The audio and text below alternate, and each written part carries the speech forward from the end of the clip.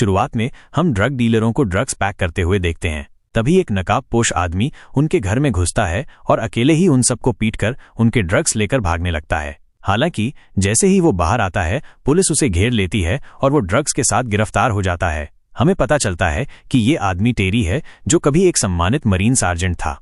Commissioner Harvey को जब टेरी की गिरफ्तारी का पता चलता है तो वो उससे मिलता है और पूछता है कि कैसे सरकार के लिए काम करने वाला एक प्रतिष्ठित अधिकारी सड़क छाप गुंडा बन गया। टेरी बताता है कि सरकार उन्हें तब तक याद रखती है जब तक वे उनके लिए लड़ते हैं, लेकिन घर लौटने के बाद वे उन्हें भूल जाते हैं। उसने ये कदम अपने परिवार को चलाने के लिए उठाया था।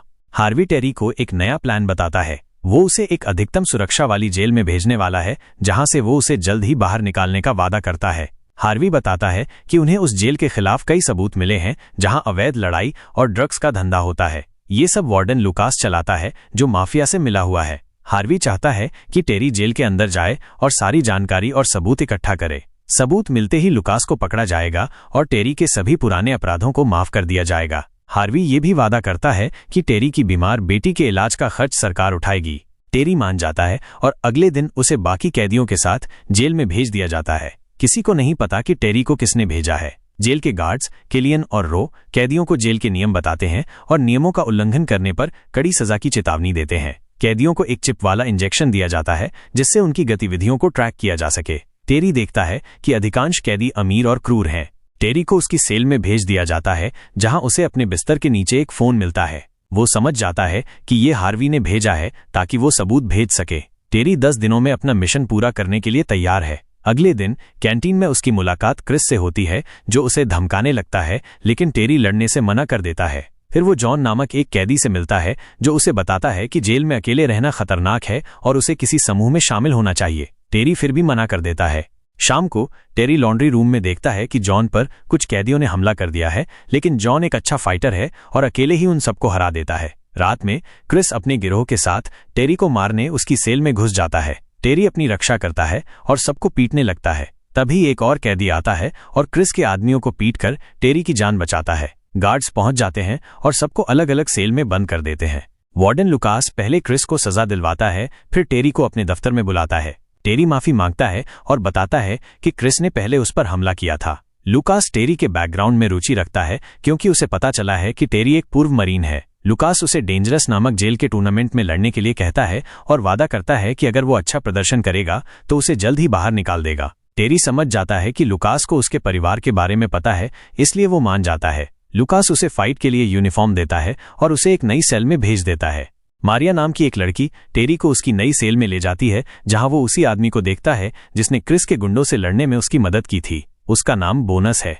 टेरी उससे पूछता है कि उसने लड़ना कहां से सीखा। बोनस बताता है कि उसके पिता एक मार्शल आर्टिस्ट थे और जेल में खुद को बचाने के लिए ये बहुत जरूरी है। वो टेरी को डेंजरस से दूर रहने की सलाह देता है, लेकिन टेरी कहता है कि उसके पास कोई दूसरा विकल्प नहीं है। बोनस उसकी मदद करने का वादा करता है। टेरी बाथरूम में जाकर हार्वी को बताता है कि यहाँ फाइट होती है। बोनस टेरी को कोचिंग रूम में ले जाता है, जहां कैदी प्रैक्टिस करते हैं, और टेरी को सबसे खतरनाक फाइटर जॉन के बारे में बताता है, जो डिफेंडिंग चैंपियन है। उसे जॉन को हराने के लिए स्पेशल ट्रेनिंग की जरूरत पड़ेगी। हर शुक्रवार को यहाँ फाइट होती है। शुक्रवार का दिन आ जाता है, टेरी की पहली फाइट का दिन। टेरी और बोनस रिंग में पहुंचते हैं, जहां वार्डन लुकास बैठा है। इस मैच का पूरे जेल में और इंटरनेट पर भी प्रसारण होता है। जॉन की फाइट शुरू होती है। वो एक साथ 3-4 फाइटर्स से लड़ता है और सबको हराता है। ये साबित करता है कि वो चैंपियन क्यों है। अगली बारी टेरी की है। उसके अपोजिट में एक मैक्सिकन माफिया एलपी ब्रो है। जैसे ही फाइट शुरू होती है, ब्रो टेरी को बुरी तरह पीटता है, लेकिन दूसरे राउंड में टेरी ब्रो को कैसे मारना है ये जान जाता है। वो अपने प्रतिद्वंद्वी को नॉकआउट कर देता है और मैच जीत जाता है। सारे कैदी एक नया फाइटर देखकर खुश होते हैं। लुकास भी खुश है, क्योंकि उसे पता है कि अब टेरी पर बहुत पैसा लगेगा। जॉन लुकास के ऑफिस में आता है और कहता है कि वो सारे मैच जीत रहा है, लेकिन लुकास उसे रिया क्यों नहीं कर रहा। लुकास कहता है कि उसे एक और मैच जीतना होगा। जॉन कहता है कि ये आखिरी बार है जब वो उसकी बात मान रहा है। दूसरी तरफ टेरी से जेनेट नाम की एक वकील मिलने आती है, जो सेना के पूर्व सैनिकों के मामले लड़ती है। वो टेरी का केस लड़ना चाहती है, क्योंकि उसे पता है कि उसने अपनी बेटी के इलाज के लिए चोरी की थी। टेरी उसे मना कर देता है, क्योंकि जेनेट को उसके मिशन के बारे में नहीं पता। तभी जॉन आता है और टेरी को धमकी देता है कि वो उसकी जीत से खुश नहीं है, और अगर वो ऐसे ही मैच जीतता रहा तो उसकी परेशानी बढ़ती रहेगी। समय बीतता जाता है और टेरी की दूसरी फाइट का दिन आ जाता है। इस बार उसके अपोजिट में एक एशियाई माफिया है जिसे सब ड्रैगन कहते हैं। वो एक कुंग फू मास्टर है। जैसे ही फाइट शुरू होती है, ड्रैगन उछल कूद करना शुरू कर देता है। टेरी ध्यान से उसे देखता है और जैसे ही ड्रैगन उसके करीब आता है, टेरी एक दमदार पंच मारता है और एक ही बार में ड्रैगन को ढेर करके ये मैच भी जीत जाता है। टेरी की जीत से जॉन बिल्कुल खुश नहीं है। टेरी और बोनस वापस चले जाते हैं और एक दूसरे की जिंदगी के बारे में पूछते हैं। टेरी बोनस से पूछता है कि वो जेल में क्यों है। बोनस बताता है कि एक आदमी ने उसकी बहन का रेप करने की कोशिश की थी और उसे बुरी तरह पीटा था, तब उसने उसे जान से मार दिया। टेरी कहता है कि वो जानता था कि बोनस बुरा इंसान नहीं है और उसकी जगह होता तो वो भी वही करता। बोनस टेरी से कहता है कि वो एक अच्छा पिता है और अपनी बेटी को बचाने के लिए यहाँ आया है, इसलिए वो यहाँ से जरूर निकलेगा। लेकिन जैसे ही टेरी बाहर जाता है, जॉन के लोग उस पर हमला कर देते हैं। टेरी एक एक करके सबको पीटने लगता है। इसी बीच मारिया आ जाती है और जॉन के लोगों को रोकने की कोशिश करती है। तभी जॉन का एक आदमी मारिया को चाकू मार देता है, लेकिन बोनस उसे बचा लेता है और मारिया की जान बच जाती है। टेरी लुकास के पास पहुंचता है। लुकास को भी सारी बात पता लग चुकी है। टेरी लुकास से कहता है कि वो आज ही जॉन के साथ फाइट करना चाहता है, तभी ये सारा मामला खत्म होगा। लुकास मना कर देता है क्योंकि टेरी एक बार का चैंपियन है जबकि जॉन 2 बार का चैंपियन है। लेकिन टेरी जिद करने लगता है कि उसे जॉन से लड़ना है। हमें पता चलता है कि जॉन को पता ही नहीं था कि उसके आदमी क्या करने वाले थे। तभी लुकास आता है और जॉन और उसके आदमियों को बेसमेंट में ले जाता है। लुकास जॉन से कहता है कि उसने सारी हदें पार कर दी, उसने उसके एक आदमी को चोट पहुंचाई है। वो जॉन के 2 आदमियों को मार देता है और कहता है कि ये सजा है और अगर आगे से कोई गलती की तो उसके आदमी ऐसे ही मरते रहेंगे। वो ये भी बताता है कि कल जॉन की फाइट टेरी के साथ है। लुकास चला जाता है और जॉन समझ नहीं पाता कि उसके साथ क्या हो रहा है। दूसरी तरफ टेरी और बोनस बहुत अच्छे से प्रैक्टिस कर रहे हैं। वे कैसे भी जॉन को हराना चाहते हैं। रात होते ही उन दोनों की फाइट शुरू हो जाती है। टेरी जॉन पर टूट पड़ता है और जॉन बार बार टेरी को काउंटर करने की कोशिश करता है, लेकिन टेरी बहुत जोश में है। वो जॉन को पीटता रहता है और अंत में उसे हरा देता है और यहाँ का नया चैंपियन बन जाता है। इसे देखकर सारे जेल वाले बहुत खुश होते हैं और सब लोग टेरी से डरने लगे हैं। लुकास टेरी के पास आता है और उसे बताता है कि उसने बहुत बेहतरीन फाइट की है और उसकी वीडियो से उन्होंने बहुत पैसे कमाए हैं। वो चाहता है कि टेरी अब से सारे कैदियों को लीड करे और उनके बिजनेस में भी हाथ बटाए। टेरी ये सब देखकर समझ जाता है कि सारी बातें सच थीं और उसे अब सबूत मिल चुके हैं, इसलिए वो ड्रग्स के सैंपल चुरा लेता है। लुकास उसे एक कमरे में ले जाता है और जॉन के 2 साथियों की लाशें दिखाता है और कहता है कि ये सबूत है कि वो टेरी का ख्याल रखना चाहता है और उसे जेल में कोई नहीं छू पाएगा। लेकिन टेरी अब इन बातों को नहीं सुनना चाहता। वो लुकास से कहता है कि उनकी क्या डील हुई थी कि वो उसे यहाँ से बाहर निकालेगा। वो सिर्फ यहाँ से बाहर जाना चाहता है और अपनी बेटी को देखना चाहता है। लुकास कहता है कि लगता है वो ऐसे नहीं मानेगा। फिर वो उसे अपने दफ्तर में ले जाता है जहाँ टेरी को हार्वी नजर आता है।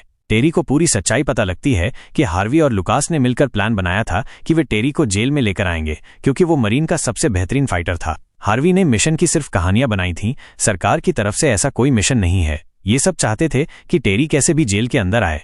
ये सब देखने के बावजूद टेरी उनकी बात नहीं मानता। तब वे यहाँ बोनस को लाते हैं और कहते हैं कि अगर उसने उनकी बात नहीं मानी तो वे बोनस को मार देंगे। बोनस की जान बचाने के लिए टेरी मान जाता है, लेकिन टेरी के दिमाग में अब अलग प्लानिंग चल रही है। वो बोनस से बात करता है और वे लोग पूरे जेल में प्लान बनाने लगते हैं। सारे कैदी पहले से ही लुकास के खिलाफ हैं। उनकी प्लानिंग आगे बढ़ने लगती है कि कैसे वे लोग लुकास के खिलाफ जाएंगे। इसी बीच टेरी जेनेट से मिलता है और उसे पूरी बात बताता है और कहता है कि उसकी मदद करे यहाँ से बाहर निकलने में। वो उसे सारे सबूत भी दे देता है और कहता है कि सबूत उसकी मदद करेंगे। तभी लुकास बाहर से एक फाइटर लाता है जिसका नाम काका है। वो बहुत शक्तिशाली है और लुकास उसे यहाँ इसलिए लाया है ताकि वो टेरी को हरा सके।